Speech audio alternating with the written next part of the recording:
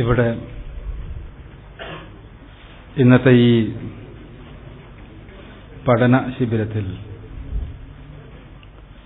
അവസാനമായി ചർച്ചയ്ക്ക് വേണ്ടി തെരഞ്ഞെടുത്തിട്ടുള്ള വിഷയം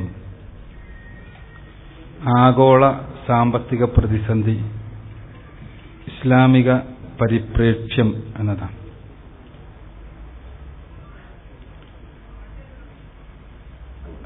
സാമ്പത്തിക പ്രതിസന്ധി ഒരുപാട് നാളായി നാം ആവർത്തിച്ച് കേട്ടുകൊണ്ടിരിക്കുന്ന ഒരു പദമാണ്. റിസഷൻ, ഡിപ്രഷൻ തുടങ്ങിയ ശബ്ദങ്ങൾ ഈ അടുത്ത് കേൾക്കാൻ തുടങ്ങിയത് 2008 സെപ്റ്റംബർ മാസത്തോടുകൂടിയാണ്. സാമ്പത്തിക രംഗത്ത്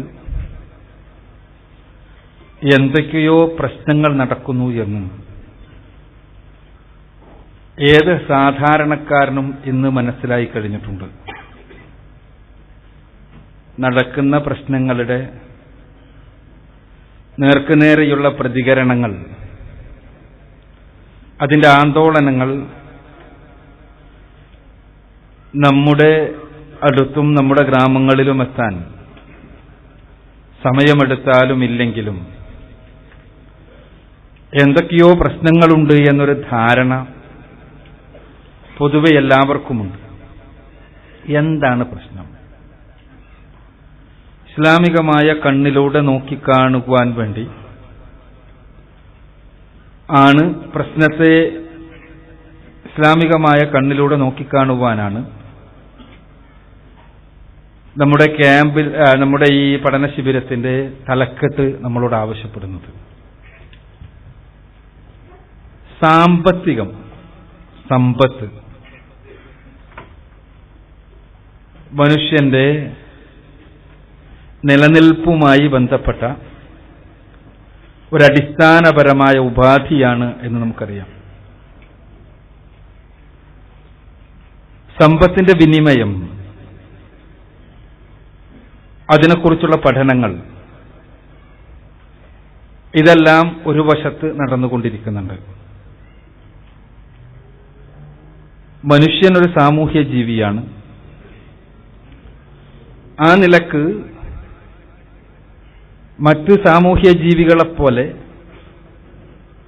ഓരോ ജീവിയും സ്വയം പര്യാപ്തമല്ല മനുഷ്യന്റെ കാര്യത്തിൽ. മറിച്ച് ഓരോ മെമ്പറും മറ്റ് മെമ്പർമാരുമായി നേരിട്ടോ അല്ലാതെയോ ഉള്ള ബന്ധങ്ങളിലൂടെയാണ് മനുഷ്യ സമൂഹത്തിന്റെ മുന്നോട്ടുള്ള ഗമനം. ഒരാൾക്കും ഞാൻ ഒറ്റയ്ക്ക് മതി എന്ന് കരുതാനോ ചിന്തിക്കുവാനോ സാധ്യമല്ലാത്ത വിധത്തിലാണ് മനുഷ്യ സമൂഹം. എന്റെ അടുത്തുള്ളത് മറ്റുള്ളവനുമായി പങ്കുവെക്കുകയും അവന്റെ അടുത്തുള്ളത് ഞാനുമായി പങ്കുവെക്കുകയും ചെയ്യുക എന്നത് മനുഷ്യ സമൂഹത്തിന്റെ നിലനിൽപ്പിന് അനിവാര്യമാണ്. ആ പങ്കുവെക്കലാണ് സാമ്പത്തിക രംഗത്തിന്റെ കാതലും അടിത്തറയും. ആ പരസ്പരം പങ്കുവെക്കലിന് ഒരു നിയതക്രമം, ആ ക്രമം ചരിത്ര കാലഘട്ടത്തിലുടനീളം നിലനിന്നതായി നമുക്ക് കാണാൻ കഴിയും. അപ്പോൾ എൻ്റെ അടുത്ത് ഞാൻ കൃഷി ചെയ്തുണ്ടാക്കിയ കുറച്ച് ധാന്യമുണ്ട്, എൻ്റെ അയൽവക്കക്കാരന്റെ അടുത്ത് അവൻ കൃഷി ചെയ്തുണ്ടാക്കിയ കുറച്ച് പച്ചക്കറിയുണ്ട്, മറ്റൊരുത്തന്റെ അടുത്ത് അവൻ വളർത്തിയുണ്ടാക്കുന്ന കുറെ കന്നുകാലികളുണ്ട്, അതിൽ നിന്ന് കിട്ടുന്ന പാലുണ്ട്. ഇതെല്ലാം എനിക്ക് എന്റെ സമീകൃത ആഹാരത്തിന് ആവശ്യമാണ്. അപ്പോ ഞാൻ എന്റെ ധാന്യം കൊടുത്ത് പച്ചക്കറി വാങ്ങുകയും അയാൾ പച്ചക്കറി തന്ന് ധാന്യം വാങ്ങുകയും ഇങ്ങനെ പരസ്പരം വസ്തുക്കളെ കൈമാറുന്ന ഏർപ്പാട്. ഇതിന് എക്കണോമിക്സിന്റെ ഭാഷയിൽ, സാമ്പത്തിക ശാസ്ത്രത്തിന്റെ ഭാഷയിൽ ബാർട്ടർ സിസ്റ്റം എന്ന് പറയും. ഇത് പുരാതന കാലഘട്ടം മുതൽക്ക് തന്നെ ആരംഭിച്ചൊരു സിസ്റ്റമാണ്. ആ സിസ്റ്റമാണ് പിന്നീട് വളർന്നു വന്ന് ലോഹത്തിന്റെ നാണയങ്ങളുടെ വിനിമയത്തിലൂടെ ഉള്ള വസ്തുക്കളെ കൈമാറുക എന്നുള്ള സിസ്റ്റത്തിലെത്തിയത്. നാണയം എന്ന് തുടങ്ങി എന്ന് നമുക്ക് കൃത്യമായിട്ട് അറിയില്ല. പക്ഷേ പുരാതന നാഗരികതകളിൽ തന്നെ നാണയങ്ങളുടെ ഏർപ്പാടുണ്ടായിരുന്നു എന്ന് മനസ്സിലായിട്ടുണ്ട്.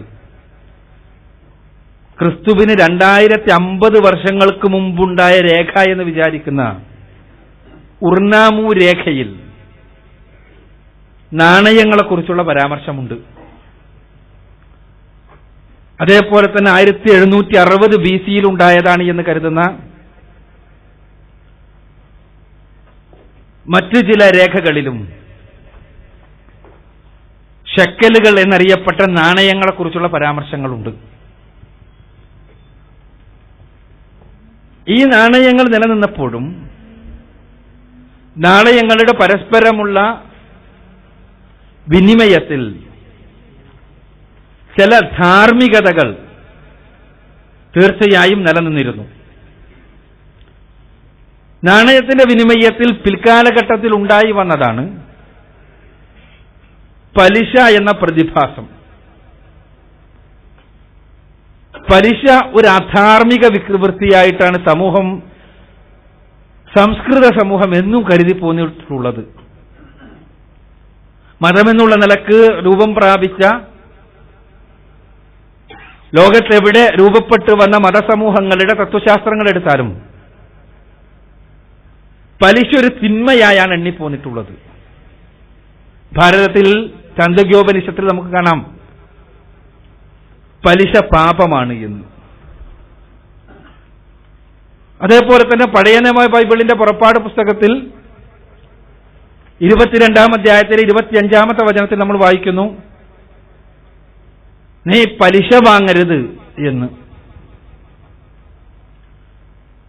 ഇങ്ങനെ മതത്തിന്റെ മാത്രമല്ല, പുരാതന കാലഘട്ടത്തിലുണ്ടായ ദാർശനികന്മാർ എന്നറിയപ്പെടുന്ന സോക്രട്ടീസിനെയും പ്ലേറ്റോയെയും എല്ലാം പോലെയുള്ള ആളുകളും പലിശക്കെതിരെ സംസാരിച്ചത് നമുക്ക് കാണാൻ കഴിയും.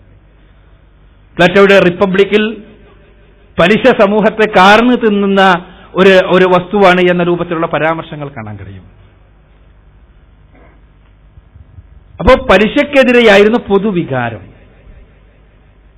പക്ഷേ യഹൂദന്മാർ അവരുടെ മതനിയമങ്ങൾ തങ്ങളുടെ സങ്കുചിതത്വങ്ങൾക്കനുസൃതമായി വ്യാഖ്യാനിച്ചപ്പോൾ പുറപ്പാട് പുസ്തകത്തിലെ കൽപ്പന, നീ നിന്റെ സഹോദരന്മാർക്ക് പണം കൊടുക്കുന്ന പക്ഷം അവരിൽ നിന്ന് പലിശ വാങ്ങരുത് എന്നാണ്.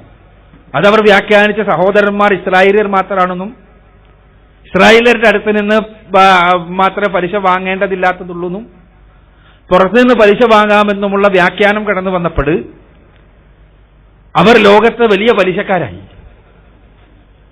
ക്രിസ്തുമതം രൂപപ്പെട്ടു വന്ന് ക്രിസ്തുമതം ഒരു ഔദ്യോഗിക മതമായി റോമിൽ സ്ഥാപിക്കപ്പെട്ടപ്പോൾ ആ റോമിലും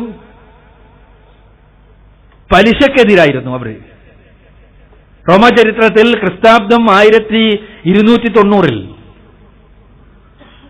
ജൂതന്മാരെ റോമിൽ നിന്ന് കൂട്ടമായി നാടുകടത്തിയതായി കാണാം. എന്തിന് നാടുകടത്തിയെന്ന ചോദ്യത്തിന് ചരിത്ര ഗ്രന്ഥങ്ങൾ നൽകുന്ന ഉത്തരം അവർ പലിശക്കാരായതുകൊണ്ട് എന്നാണ്.